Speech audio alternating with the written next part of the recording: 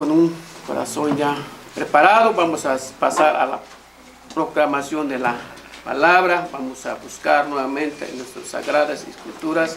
Encontramos el libro de Segunda de Crónicas, capítulo 34, del versículo 1 al 33. Vamos a leer en una forma alternada y nos reunimos todos en versículo 33.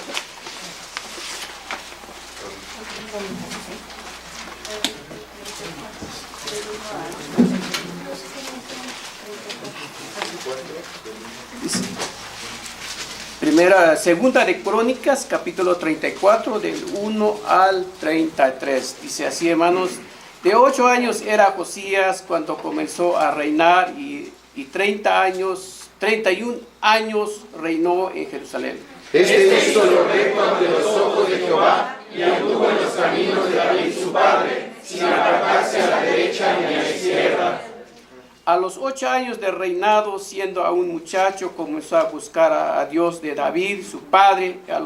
A los 12 años comenzó a limpiar a Judá y a Jerusalén, los lugares altos, imágenes de acera, esculturas e imágenes fundidas. Y derribaron delante de ellos los altares de los Baales, e hizo pedazos las imágenes del sol que estaban puestas encima. Despedazó también las imágenes de acera, las esculturas y estatuas fundidas, y las desmenuzó y esparció el polvo sobre los sepulcros de los que habían ofrecido sacrificios. Quemó además los huesos de los sacerdotes sobre sus altares y limpió a Judá y a Jerusalén. Lo mismo hizo en las ciudades de Manasés, Efraín, Simeón y hasta Neftalí, y en los lugares asolados alrededor. Y cuando hubo derribado los altares y las imágenes de acera, y quebrado, desmenuzado las esculturas, y destruyó todos los ídolos por toda la tierra de Israel, volvió a Jerusalén. A los 18 años de su reinado, después de haber limpiado la tierra y la casa, envió a Safán, hijo de Azalía, a Amasías, gobernador de la ciudad, y a Joab, hijo de Joacás, canciller, para que reparase la casa de Jehová su Dios. Viniendo estos al sumo sacerdote Hilcías, y dieron el dinero que había sido traído a la casa de Jehová, para que los levitas que guardaban la puerta habían recogido de mano de Manasés y Efraín, de todos los remanentes de Israel, de todo Judá y Benjamín, y los habitantes de Jerusalén. Y entregaron en manos de los que hacían la obra, que eran mayordomos en la casa de Jehová, los cuales lo daban a los que hacían la obra y trabajaban en la casa de Jehová para reparar y restaurar el templo. Daban a sí mismos los carpinteros y los canteros para que comprasen piedra de cantería y de madera para las armazones, para la establadura de edificios que habían destruido los reyes de Judá. Y estos hombres procedían con fidelidad en la obra, y eran sus mayordomos Ahab y Abdías, levitas de los hijos de Merari, y Zacarías de los hijos de Joab, para que activasen la obra, y de los levitas todos los entendidos en instrumentos de música. También velaban sobre los cargadores, eran mayordomos, y los que se ocupaban en cualquier clase de obra. De los levitas habían escribas, gobernadores y porteros. Y al sacar el dinero que había sido traído a la casa de Jehová, el sacerdote Hilcías halló el libro de la ley de Jehová, dada por medio de Moisés. Y dando cuenta, Hilcías dijo al escriba Safán: yo he hallado el libro de la ley en la casa de Jehová. Y dio Hilcías el libro de Safán. Y Safán lo entregó al rey y le contó el asunto diciendo: tus siervos han cumplido todo lo que les fue encomendado. Han reunido el dinero que se halló en la casa de Jehová y lo han entregado en mano de los encargados y en mano de los que hacen la obra.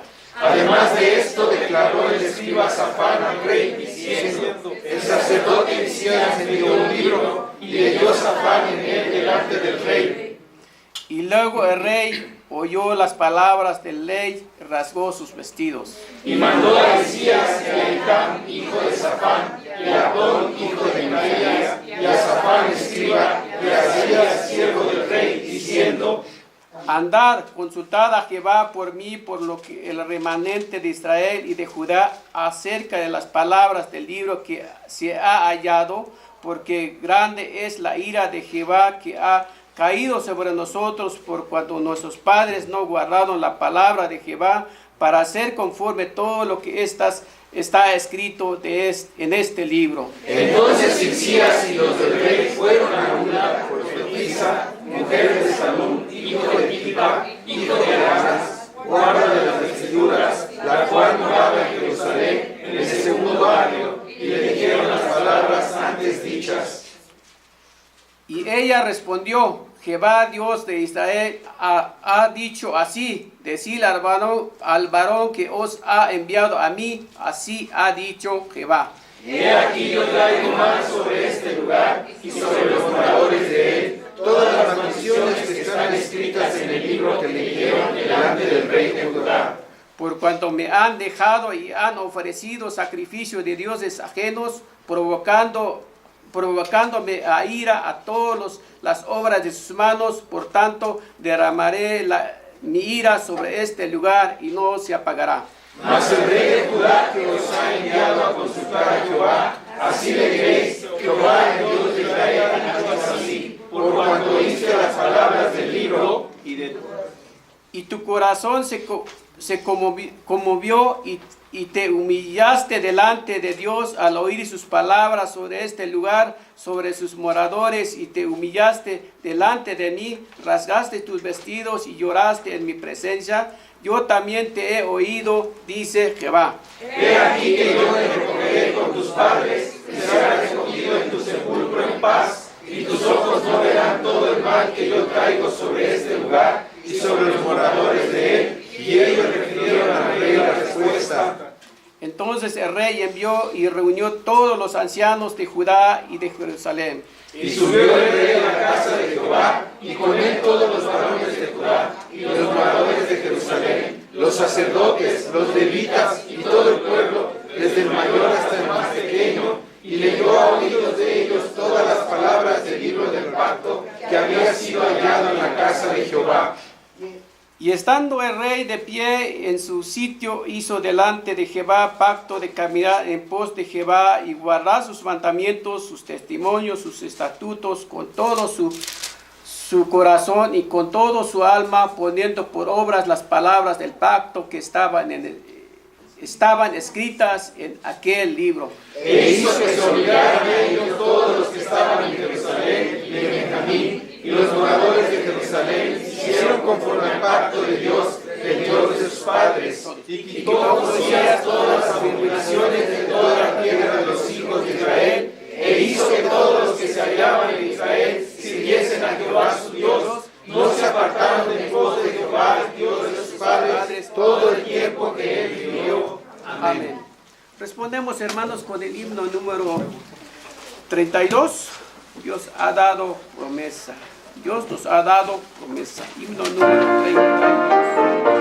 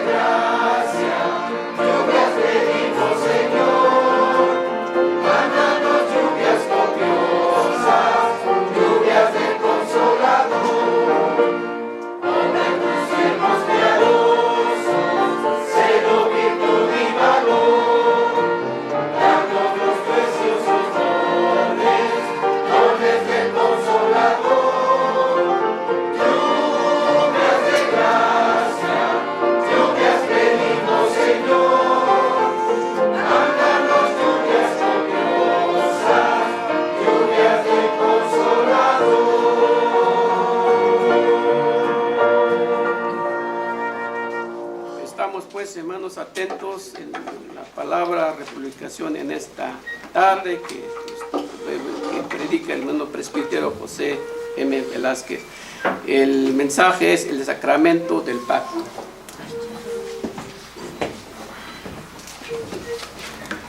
Tomen su lugar, por favor, hermanos.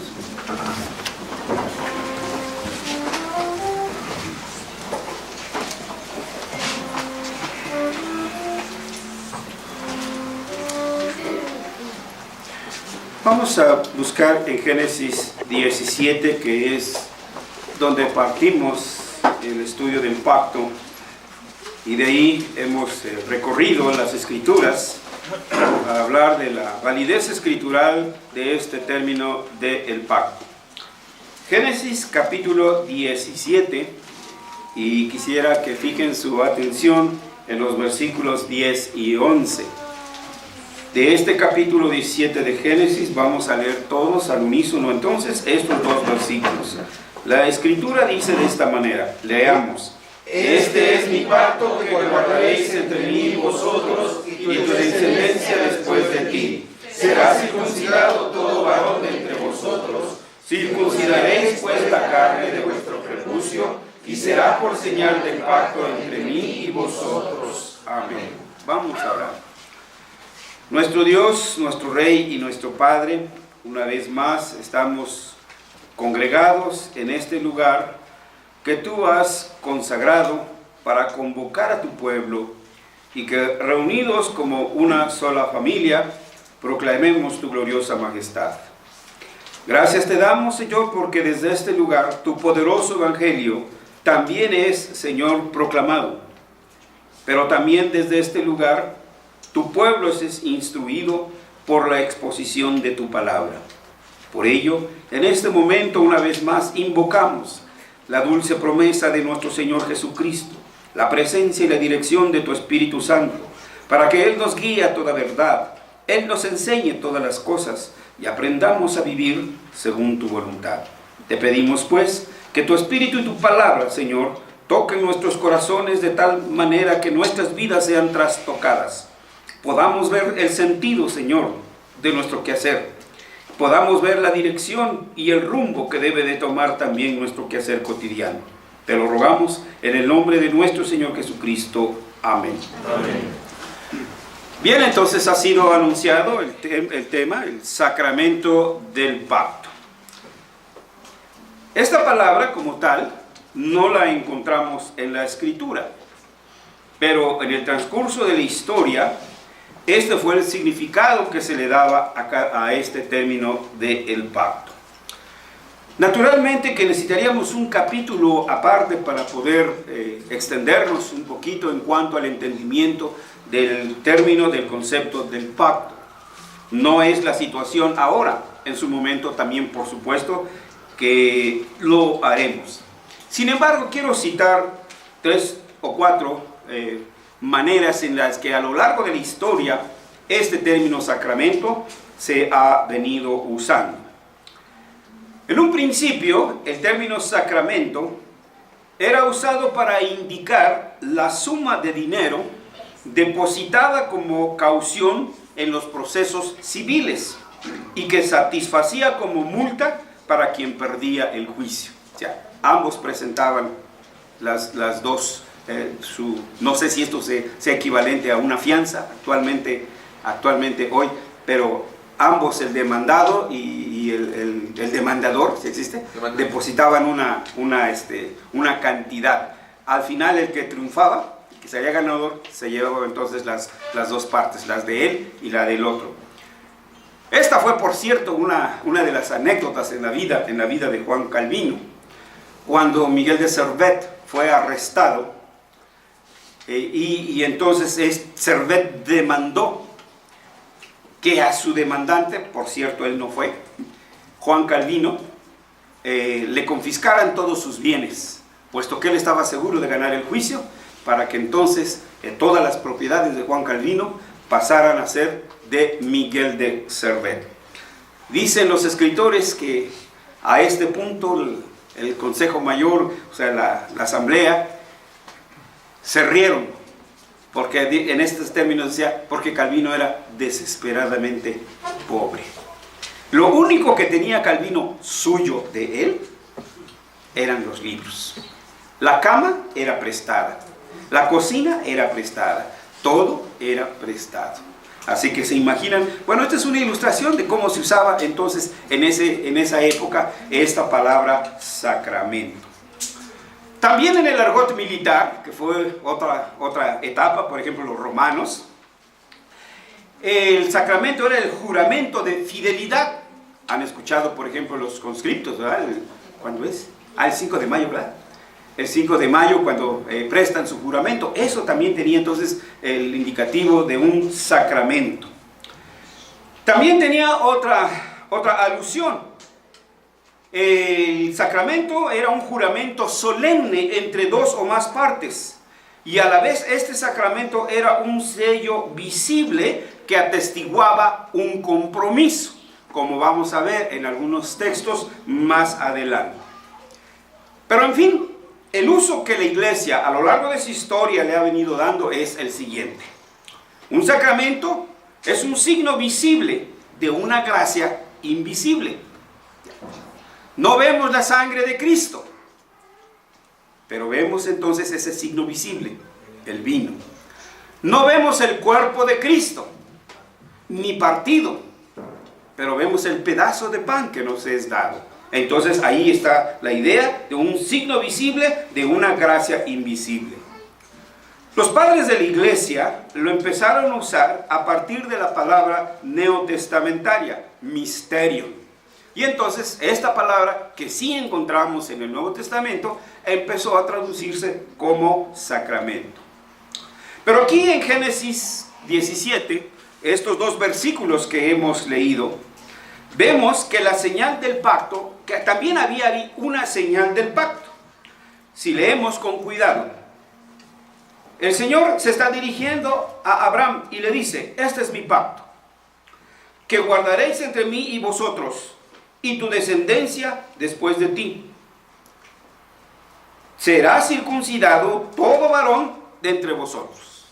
Ya atrás ha señalado las bendiciones. Seré tu Dios, el de tu descendencia, pondré mi pacto entre mí y ti, te multiplicaré, etcétera, etcétera. También ya ha señalado las responsabilidades. Anda delante de mí, haz esto y hay aquello.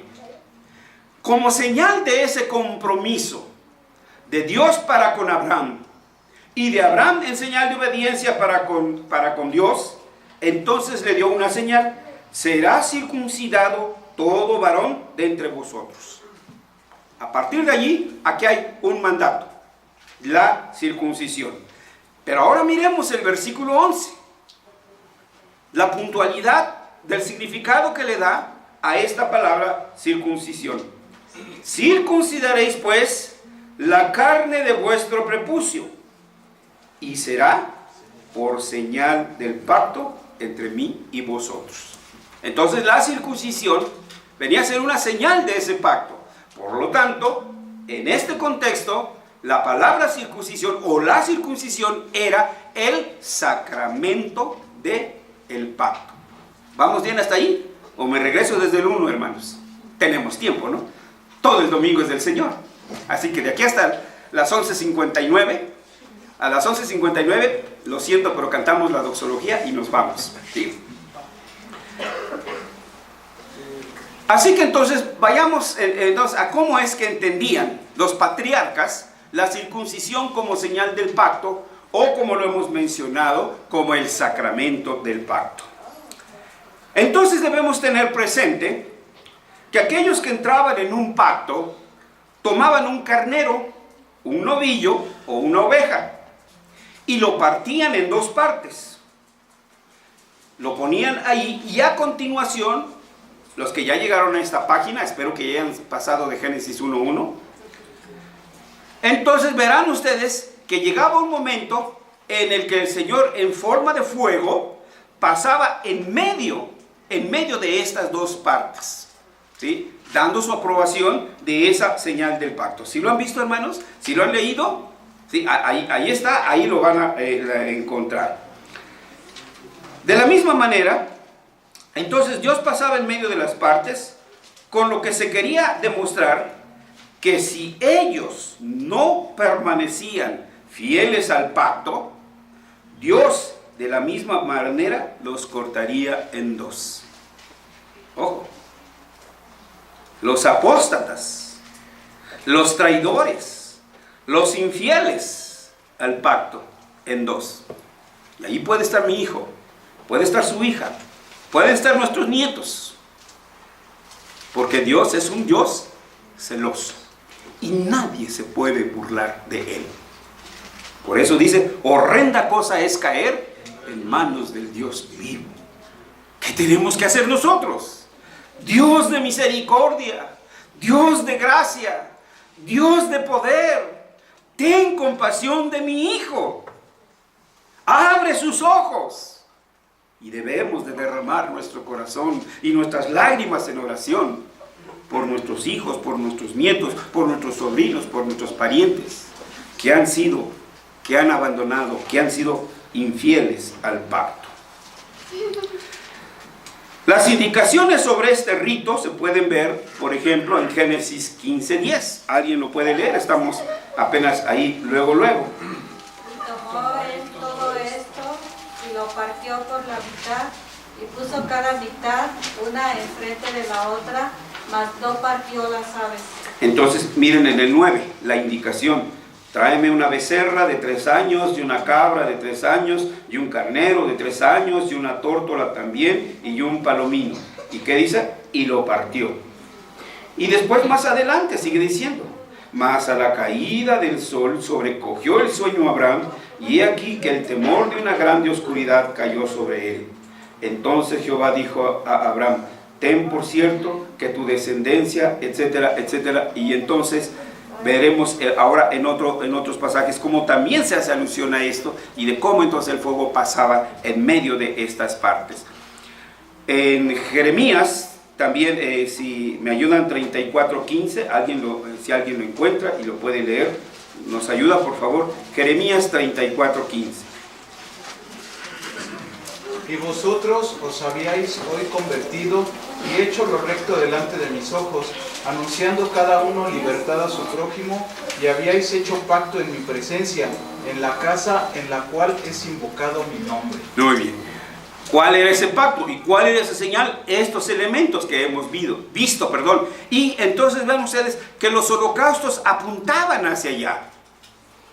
Cada uno de esos holocaustos apuntaban precisamente a esa promesa del Señor dada incluso desde Génesis 3:15, la simiente de la mujer, la que entonces, esa simiente cuya simiente habría de cumplir aquello que nuestro padre Adán no pudo cumplir y que nosotros tampoco. En alusión a esta tradición humana, por lo tanto, Dios consagra el pacto con sangre y explica esto diciendo, el varón incircunciso, el que no hubiere circuncidado la carne de su prepucio, aquella persona será cortada de su pueblo, ha violado mi pacto. En Oseas, no es más lo a mí, lo, término hebreo, no, a mí, pueblo mío, pueblo no mío. Así de sencillo. Tú te cortas del cuerpo glorioso de Cristo. Tú no eres mi hijo. Tú no eres mi pueblo. Tú no eres mi iglesia. Y vemos entonces cómo sí se están haciendo esas distinciones. La Santa Cena. ¿Se les da a todos el pan? ¿Se les da a todos el vino? Es una distinción. Entonces ve, tú no puedes porque no eres pueblo mío. Hasta que seas pueblo mío, podrás participar. ¿Y qué del que dice? Yo no como pan, puro Bimbo, no de ese que dan ahí. Y rechaza ese pan, y rechaza ese vino, o ese juguito que luego les dan. A mí no me gusta el Jumex, yo quiero del Valle. También ese es un violador del pacto, también ese será desechado, también ese será castigado, porque horrenda cosa es también despreciar la gracia del Señor. Esa es una blasfemia contra el Espíritu Santo, también, hermanos. Así que vean qué horrendo es, pero es un Dios de justicia, y punto. Y no podemos entonces ver mal. Lo que debe entenderse es que quien ha rechazado el pacto de Dios debe de ser desechado del pueblo de la promesa. Es un lo a mí, no pueblo mío. ¿Qué hace la iglesia? Cuando alguien ha dejado de venir 3 meses, 4 meses, 5 meses, ¿qué hacemos, hermanos del consistorio? ¿Qué se debe hacer? Se borra de la lista. Punto. No hay vuelta de hoja. Borrado. Sin explicación. ¿Dejaste de venir? Estás borrado. Punto. Porque tú eres un lo a mí, no pueblo mío. De esto también se sigue que quien ha roto el pacto ha hecho vano el sacramento de Dios. O incluso, aunque no hubiera despreciado el símbolo del pacto que recibió, sin embargo, por el solo hecho de rechazarlo, ha violado el pacto. Por el solo hecho de ser infiel en los términos del pacto, ha violado el pacto y es un lo a mí. Por el solo hecho de despreciar la gracia del Señor, la invitación graciosa del Señor, que nos hace cada día, nos los hace a través de nuestros padres, nos lo hace a través de nuestros amigos, a través de nuestros vecinos. Ven, te haremos bien. Ven con nosotros. No puedo, tengo mucho trabajo. No puedo, tengo que hacer esto. Ese es entonces, hermanos, ese es un violador del pacto. Lo es también aquel que vive en impureza moral.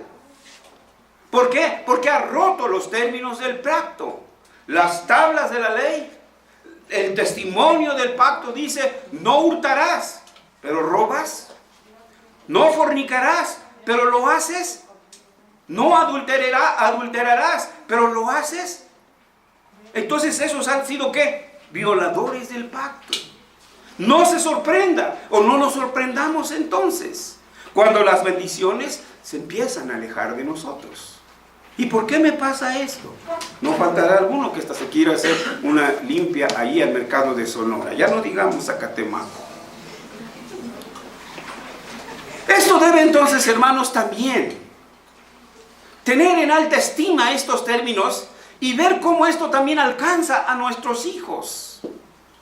Y cómo también ellos, el bebé, el prematuro, el neonato, el no nacido, aún el abortivo, si es elegido, si es pueblo del pacto, es hijo del pacto, y allá lo vamos a ver. Pero a veces nos es difícil entender esto.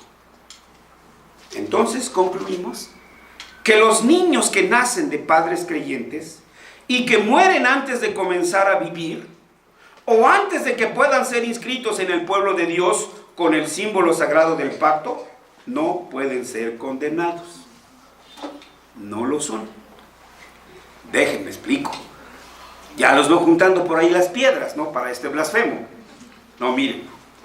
Cuando leemos en Génesis 17:14, está hablando de aquellos que serán desechados. Pero vean, en Génesis 17:14, si alguien lo puede leer para que lo tengamos presente. Y el varón incircunciso, el que no hubiere circuncidado la carne de su prepucio, aquella persona será cortada de su pueblo, ha violado mi pacto. Gracias. Ahora bien, pero nótese bien, dice, aquel varón. Es decir, está hablando de aquellos que ya son adultos, de aquellos que desprecian el pacto. Tal vez una analogía nos pueda ayudar.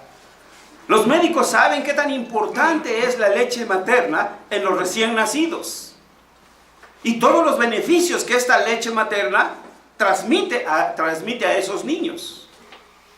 Pero una vez pasado este tiempo, esos beneficios ya son nulos para el niño. Bueno, pues igual, mientras están en nuestro regazo, mientras son niños, son objeto de nuestras oraciones y son también partícipes de las bendiciones del pacto. Pero cuando ellos tienen que responder personalmente por sí y de sí, ellos son entonces los que han desechado esas bendiciones que a través de sus padres vino también. Por promesa sus padres vino a ellos. Y sus padres con mucha fe y sus padres con mucho amor lo trajeron aquí adelante. Pusieron todas sus esperanzas en esos sus hijos. Creyeron verlos unos varones. Creyeron verlos unos adultos consagrados a Dios, entregados a Dios. Y oh tristeza, violador del pacto. ¿Cómo se ha de sentir el corazón de una madre? Desgarrado, con toda esa fe que trajo a su hijo, con toda esa fe que trajo a su hija. Ahora ese hijo y esa hija es un violador del pacto. Y sigue desgarrando nuestro corazón. Porque pese a ello, seguimos orando por él. Señor de misericordia, ten compasión de mi hijo. Señor de gracia y de poder, trastoca su corazón. ¿Y saben qué, hijos? Nunca dejarán de ser objeto de nuestras oraciones hasta que Dios los llame, o dulcemente, o de una manera muy estruendosa, como lo hizo con Pablo y otros tantos. Dura cosa te es dar coces contra el aguijón.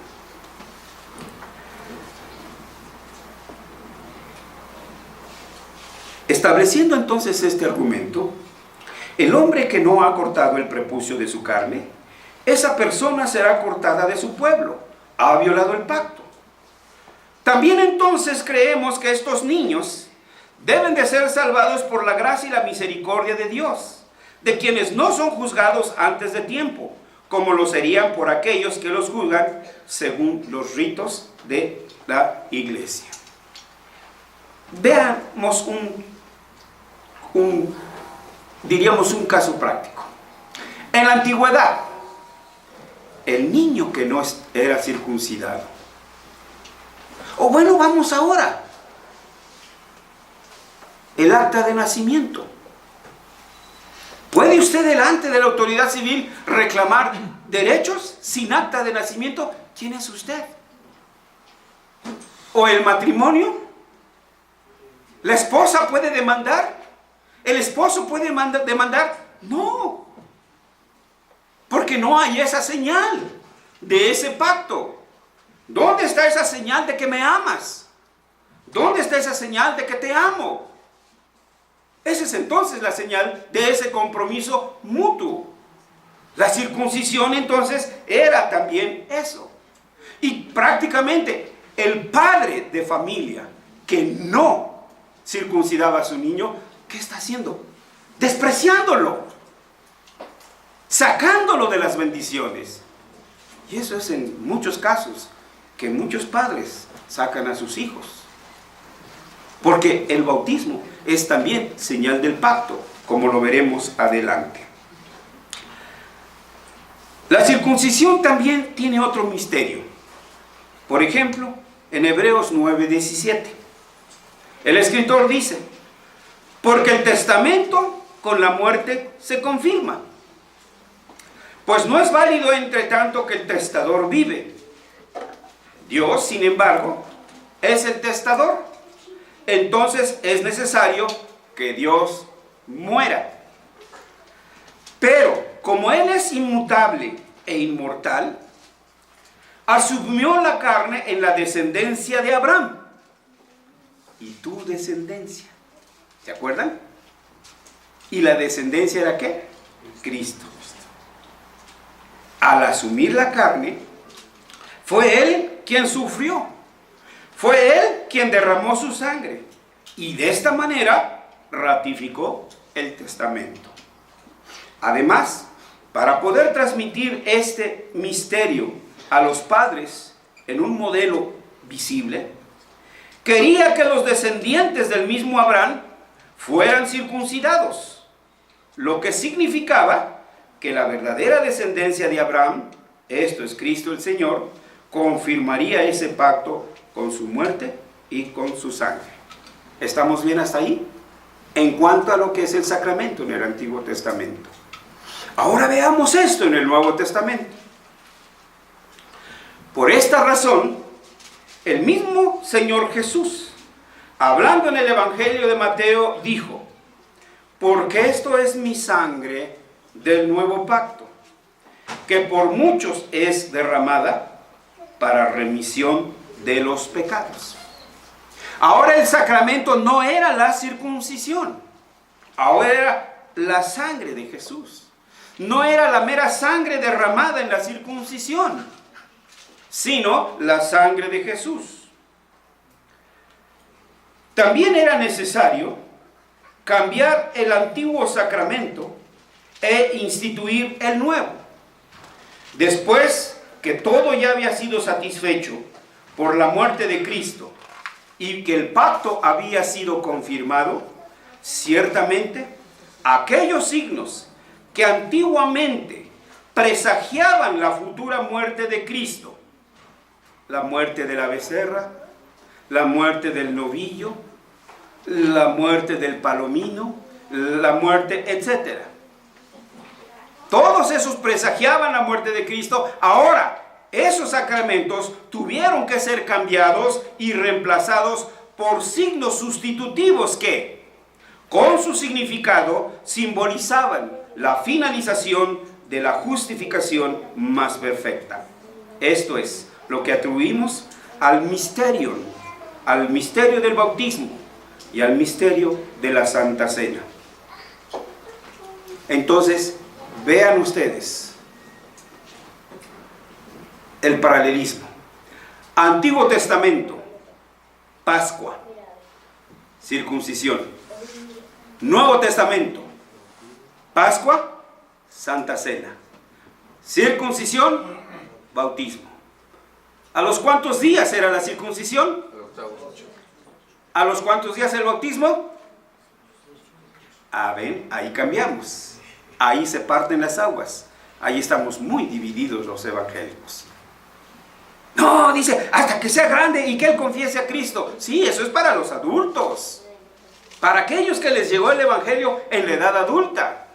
Ellos tienen que ser bautizados. Ellos tienen que dar esa muestra. Pero los hijos del pacto. Entonces, eso es lo que debemos ir viendo.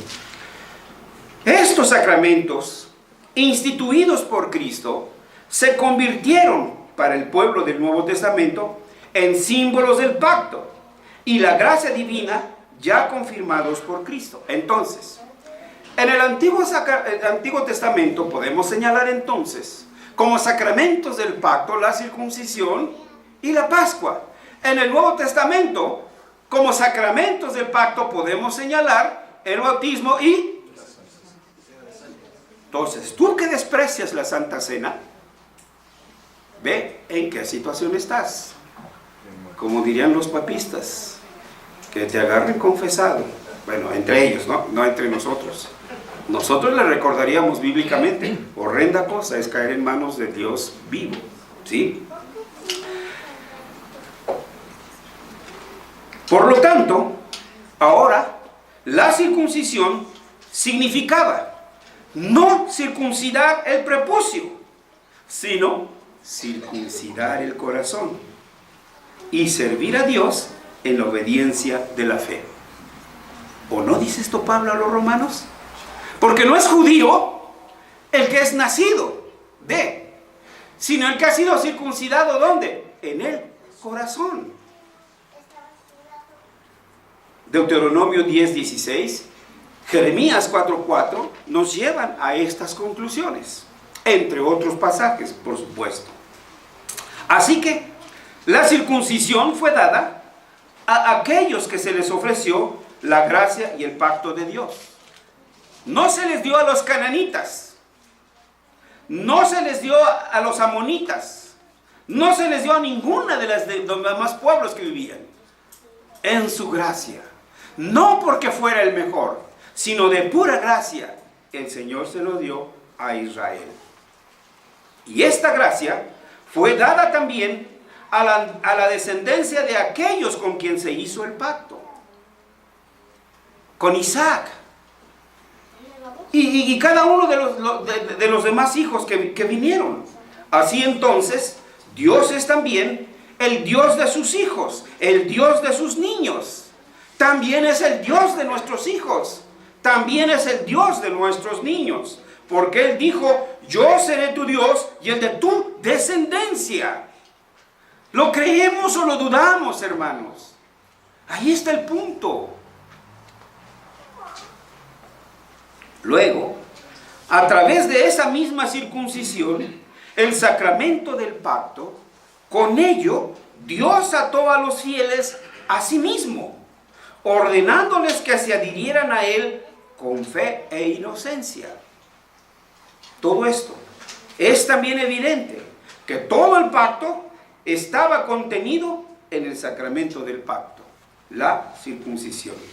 Y así, de la misma manera, toda la esencia del pacto, la circuncisión, y de este pacto renovado, ahora está contenida en los sacramentos del bautismo y de la Santa Cena. Entonces, estos también son señales de pacto.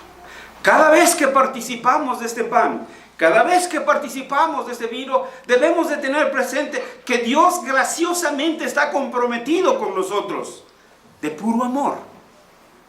Que Dios en verdad nos ama y nos los está recordando con eso. Dios siempre, conociendo nuestra incredulidad, conociendo nuestro escepticismo, nos da esas señales de su fidelidad y de su amor. Pondré mi arco iris en la lluvia. ¿Para qué? Para que recuerde mi pacto, que no más terminará la humanidad con agua. Entonces siempre Dios dándonos señales, estas señales visibles. Entonces Dios dio los sacramentos que los antiguos llamaron los signos visibles de la gracia invisible.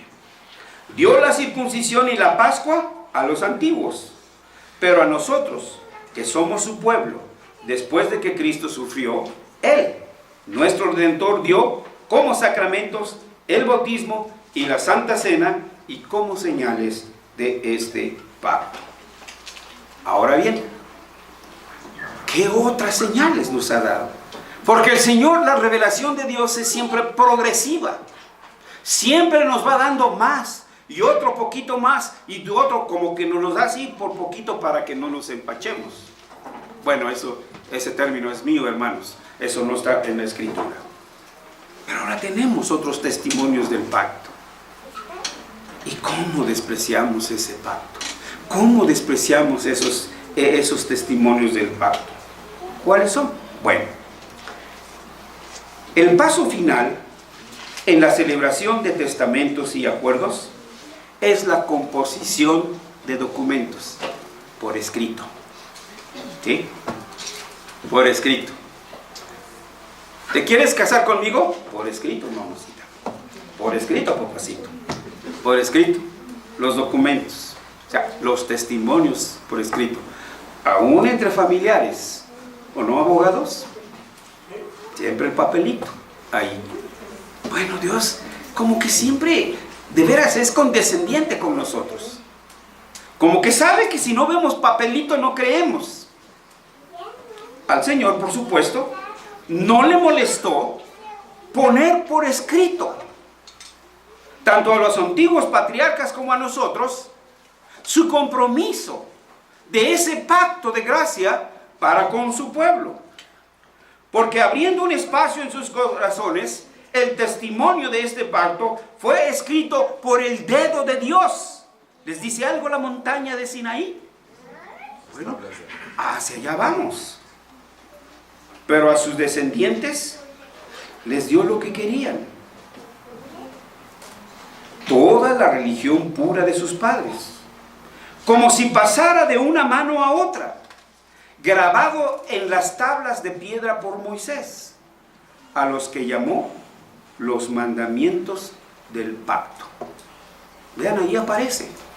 No dice la tabla de los 10 mandamientos, dice los testimonios del pacto, como veremos en algunos pasajes un poquitito más adelante.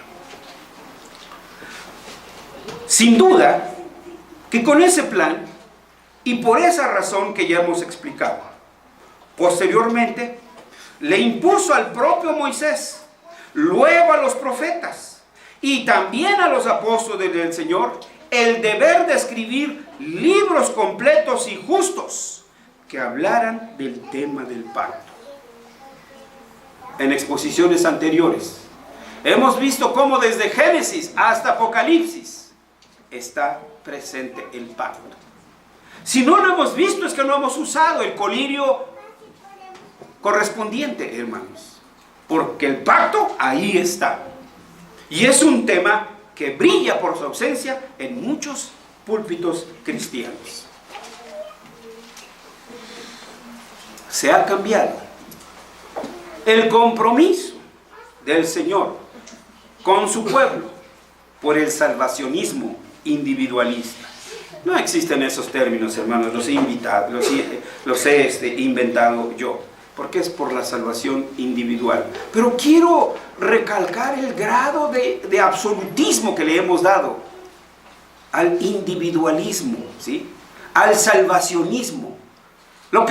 Parece que lo que nos importa es agregar en nuestra ficha 101, 102, 103, 104, 107, 108 decisiones por Cristo. Parece que esa es la lista que le vamos a presentar al Señor. Ya me estoy acordando de una vez que me contaron en un hospital de Locos, que un señor, allí a un nuevo médico que le andaban enseñando las instalaciones, y entonces de repente de una de esas celdas se oía 8, 8, 8, 8. ¿Por qué? ¿Qué era decir? Y luego de repente decían 9, 9, 9, y de repente 10, 10, hasta que entonces de repente se acercó para asomarse a ver qué había, y ¡pum!, que le pican los ojos, y 13, 13, 13. Pues hermanos, así parece que estamos con la salvación, hermanos. El reino de Dios se ha acercado. El reino predicado por Juan el Bautista, predicado por nuestro Señor Jesucristo, predicado por los apóstoles. Vean una y otra vez el reino. Pero ya no predicamos eso. A Nicodemo, ¿sí? Si no naces de nuevo, no puedes ver el reino. Entonces el reino siempre estaba presente. Así que entonces, de los contenidos de estos textos, desde Moisés hasta los apóstoles, se ha ganado el título de Antiguo y Nuevo Pacto. De Génesis a Malaquías, Antiguo Pacto. De Mateo a Apocalipsis, el Nuevo Pacto. Y esto es lo que hoy conocemos como Antiguo y Nuevo Testamento. Ahí están las señales del sacramento del pacto. ¿Quieres conocer las bendiciones del pacto? Ve las Escrituras. ¿Y cómo sé que soy elegido? Toma y lee. Ahí está. Ahí dice, ahí te vas a dar cuenta si eres elegido o no eres elegido. Y punto. Y no estés acusando a Dios de racista, de ninguna manera. Sin duda, esto también es cierto, porque explicaron abundantemente los patriarcas, los profetas, los apóstoles, cómo el pacto hecho con Abraham fue respetado por los pueblos antiguos y cómo ese pacto los llevó a la vida bajo la esperanza de la venida de Cristo, a través de los diversos significados, tipos y formas con que Dios se los mostró en el Antiguo Testamento. El pueblo del antiguo Israel fue salvo por la gracia, por medio de la fe en Cristo. No el Cristo que usted y yo sabemos que vino, sino el Cristo que fue anunciado a través de los testimonios del pacto, los holocaustos. apuntaban hacia Cristo. Así que ellos eran salvos por la gracia, por medio de la fe en Cristo. ¿El cuál Cristo? El Cristo que iba a venir. Ahí estaba entonces su esperanza. En verdad, estos libros enseñan, Antiguo y Nuevo Testamento, cómo el pacto es renovado y consagrado de una manera por Cristo, ya que todos los tipos se cumplieron a través de Él. Y cómo un pueblo nuevo, especialmente formado por la multitud de gentiles, ustedes y yo, fue llamado en la unidad de la fe y establecido en la verdadera religión, y los condujo a la vida eterna a través de la fe en Cristo. Ahí estamos. Estos son los libros de tal verdad. Estos son los libros de la verdadera justicia. Justicia significa simple y llanamente hacer correctamente y como es debido las cosas que se nos mandan. Eso es justicia. Y esto fue lo que entendieron todos los antiguos, los hombres santos de todas las edades. Creyeron que la vida eterna y la fe de los creyentes del Dios verdadero podrían estar firmemente establecidas en las enseñanzas puestas por escrito, en blanco y negro, en lo que hoy llamamos Antiguo Testamento.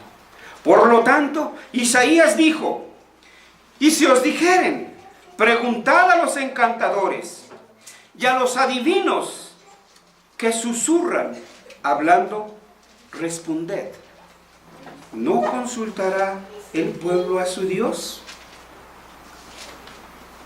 ¿A quién debemos de consultar? A Dios. Eso es lo primero. Pero vean, hoy cuánta gente se va a hacer limpias. Quiere que le lean en la mano la buena suerte. Pero no, porque no tienen confianza en Dios. Le andan comprando ahí, gastándose a veces hasta lo que no tienen para comprar el melate, el rascahuele. ¿No están ahí las promesas en las Escrituras?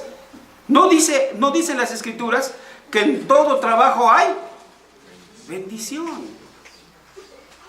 Entonces tal vez no estamos trabajando correctamente, pero no es que no haya promesa, ahí están las promesas. Eso es lo que dijo Isaías. ¿No consultará el pueblo a su Dios? Y luego una respuesta contundente, una frase contundente: a la ley y al testimonio. Esta es la ley, este es el testimonio. Si no dijeren conforme a esto, es porque no les ha amanecido. Isaías 8, 19 y 20. También Cristo el Señor le dijo, ¿se acuerdan de aquel del rico y de Lázaro? Señor, manda a alguien que le hable a mis hermanos. Es que yo no quiero que vengan aquí donde yo estoy. ¿Y qué les dijo el Señor? Ahorita les envío un embajador, uno que estaba por allá en Francia, ¿no? Que ahora entró por la puerta grande, creo que ahora es canciller, no sé cómo se le llame ahora. ¿Sí? Yo no dije nada, ¿eh? ¿Sí? No. ¿Qué dijo el Señor? A Moisés y a los profetas tienen, oídlos. ¿Dónde escribió Moisés? En el Pentateuco. ¿Dónde está lo de los profetas? Pues todo lo que leemos allí. Ahí está, hermanos. ¿Eres infeliz porque quieres? No, no te estoy diciendo infeliz, hermano. Estoy diciendo lo que la Escritura dice, hermanos. ¿Sí? Pero vean entonces, ¿dónde marcamos nuestra infelicidad? En ese libro que tenemos arrumbado. Vean lo que hace la Escritura cuando la desempolvamos. Vean el testimonio de Josías. Y vean el nombre que le dio, el libro del pacto. Y cómo se rasgó sus vestidos, porque dice, hemos transgredido el pacto. Ahí está, hermanos. El Señor continuó en su respuesta. Si no oyen a Moisés y a los profetas, tampoco se persuadirán, aunque alguno se levantare de los muertos. por nada. Así que, concluyendo, hermanos, debemos entonces puntualizar que las Sagradas Escrituras, Antiguo y Nuevo Testamento como les llamamos, dan testimonio del pacto de Dios para su pueblo. Ahí están las bendiciones, ahí están las promesas. Búscalas, léelas, te vas a sorprender. Si empiezas a leer Génesis y así te vas hasta Apocalipsis, como el Señor entonces en tu gracia va a abrir tus ojos y te va a decir y vas a ver cuánto te ama y todo lo que ha hecho para que tú hoy puedas conocer esto. De ahí que si surge una disputa entre los herederos, ustedes y yo somos herederos, es decir, el pueblo de la promesa, deben consultar inmediatamente los testimonios de este pacto y así depositar su confianza en estos testimonios con el objetivo de que puedan hacer algo de acuerdo con la ley del testimonio del pacto. La medida no eres tú, la medida no soy yo. Si tú eres la medida, si tú eres el modelo de fe, si tú eres el modelo de conducta, ¿para qué entonces necesitamos las Escrituras? Imitémoste a ti, sigámoste a ti, hagamos lo que tú haces, porque todo lo que tú haces es perfecto. Y todos debemos de hacer lo que tú haces y como tú lo haces, porque si no lo hacemos como tú lo haces, entonces no está bien hecho. No necesitamos Escrituras, hermanos, pero para eso están, para que tú y yo entonces veamos que los dos debemos estar sometidos a esos términos del pacto. Pero al mismo tiempo, si surge algún conflicto con respecto a la religión, sobre la verdadera o falsa adoración a Dios, consultemos a los testimonios del pacto, cada uno de los libros, ambos testamentos. ¿Por qué no vemos si es correcto adorar una figura de yeso o de mármol o de oro o de fina madera finamente tallada, abrazarnos a él y hasta llorar? Dicen una vez, nos daba testimonio un pastor, que fue por ahí a un pueblito a pasar una película de Jesús y no encontrando hogar donde hacerlo, pues lo puso en la calle y lo proyectó sobre las paredes de una calle, la pared. Y ahí era una película sobre la vida de Cristo. Y que no faltaron 2 o 3 señoras que se acercaron ahí donde estaba Jesús y tallaban así, tallaban así. Bueno, ellos lo hacen con más estilo, ¿no? Por supuesto. Bueno, ¿quién está en la verdad? ¿Nosotros o ellos? Pues ambos, ellos y nosotros, tenemos que ir a las Escrituras. Ese es el punto, hermanos, para que veamos dónde está entonces la verdad. Y si somos sinceros, lo haremos. Vamos a creer en ellos. Vamos a establecer algo de acuerdo con estos libros. Así, las dos luces más grandes de nuestra religión, David en su Salmo 19, nos habló de las excelencias de esta ley. Pablo en la segunda carta a Timoteo, en el capítulo 3, versículos 14 y 17, que los niños pronuncian: tú que desde la niñez has sabido las Sagradas Escrituras, las cuales te pueden hacer sabios, etcétera y etcétera. Estos testifican abundantemente que toda la piedad y la justicia que se han tratado perfectamente en los textos del Antiguo Pacto, hoy conocidos como Antiguo Testamento y el Nuevo Pacto, hoy los conocemos como el Nuevo Testamento. Miren, vayamos a esta cita que mencioné de segunda de Timoteo, el capítulo 3, versículos 14 y 17.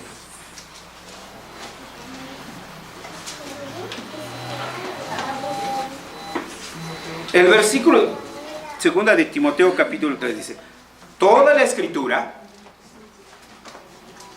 escuchen, Toda la escritura. ¿De qué está hablando? Del Antiguo y del Nuevo Testamento. O sea, no podemos exaltar el Nuevo desechando el Antiguo. Ni podemos preferir el Nuevo desechando el Antiguo y viceversa, perdón. Preferir el Antiguo y desechar el Nuevo. Toda la escritura es inspirada por Dios y útil para enseñar, redarguir, corregir, para instruir en justicia, para toda tu vida, como comerciante, como artista, como pintor, como lo que el Señor te ha llamado, a fin de que el hombre de Dios sea perfecto, enteramente preparado para toda buena obra. Pero no en el sentido pietista de las buenas obras, como hemos mencionado y recalcado. Aquí se refiere al ergón, al trabajo cotidiano de usted. La escritura debe dirigir su trabajo, no Marx, no Engels, no Pestalozzi. Es la escritura quien debe dirigir su trabajo pedagógico, quien debe dirigir su trabajo comercial, su trabajo económico, su trabajo, etcétera, su trabajo científico, su trabajo artístico. Toda la vida es religión y todo debe estar dirigido por las escrituras. Pero yo aquí no veo pacto, no veo el término. A ver, alguien de este lado que nos ayude con Deuteronomio 9:9. Y ya alguien aquí con Hebreos 9:4. Deuteronomio 9:9, una cita del Antiguo, como muestra, porque podríamos citar más, y de este lado del Nuevo Testamento. Deuteronomio 9:9. Cuando yo subí al monte para recibir las tablas de piedra, las tablas del pacto que Jehová hizo con vosotros, estuve entonces en el monte 40 días y 40 noches, sin comer pan ni beber agua. Vean qué término le está dando Moisés a las tablas del pacto. ¿Qué estaban en esas dos tablas? Lo que conocemos como los 10 mandamientos. Yo soy Jehová tu Dios, etc. Pues esas eran ¿qué? Las tablas del pacto. Muy bien. Ahora veamos Hebreos 9:4.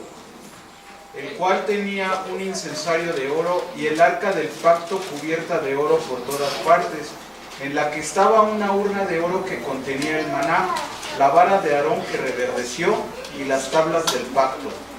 Vean la lista de lo que vean. En primer lugar, veamos que el arca era una señal del pacto.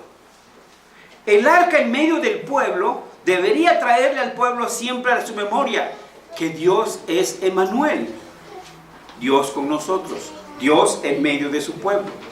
Nunca nos ha abandonado Dios. Nosotros quienes nos hemos alejado de Dios. Ahora bien, ¿qué había en esa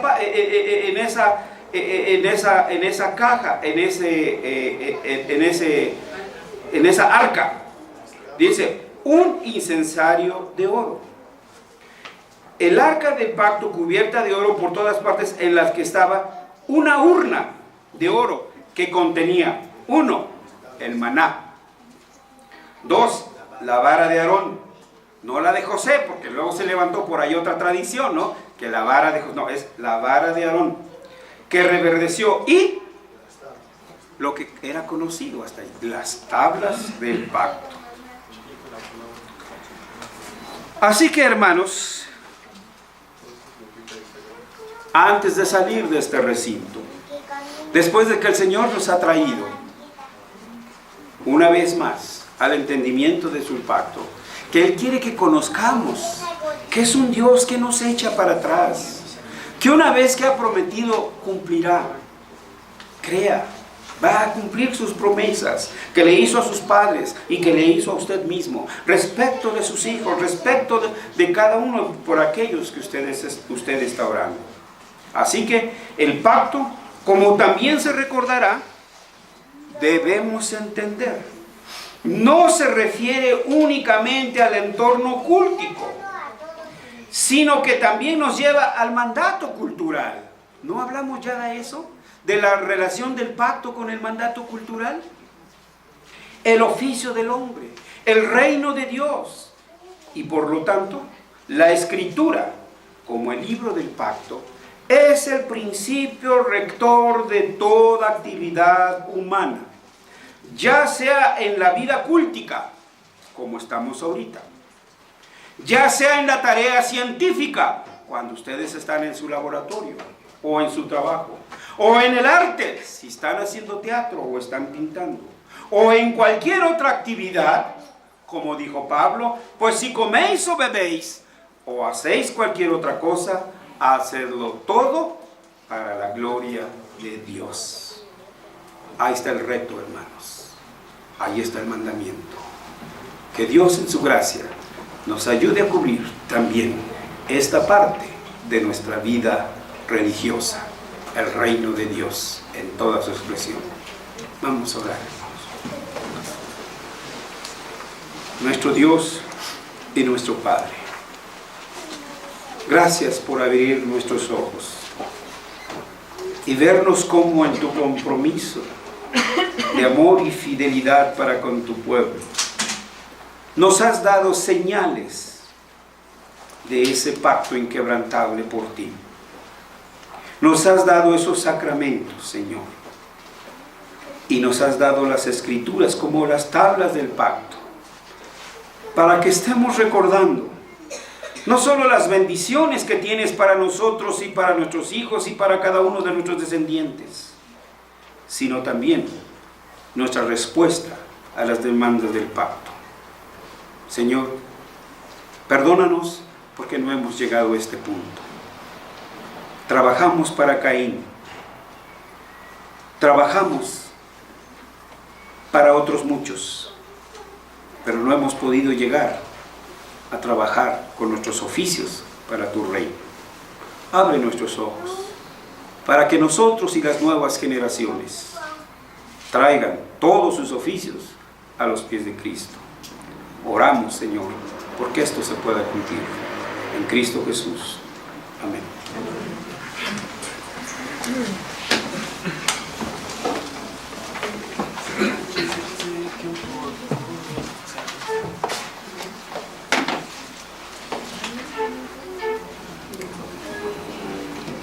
Bien, hermanos, damos gracias a Dios a este mensaje republicano que hemos escuchado. Vamos a responder, hermanos, con el himno número 422. Himno número 422. Grande es tu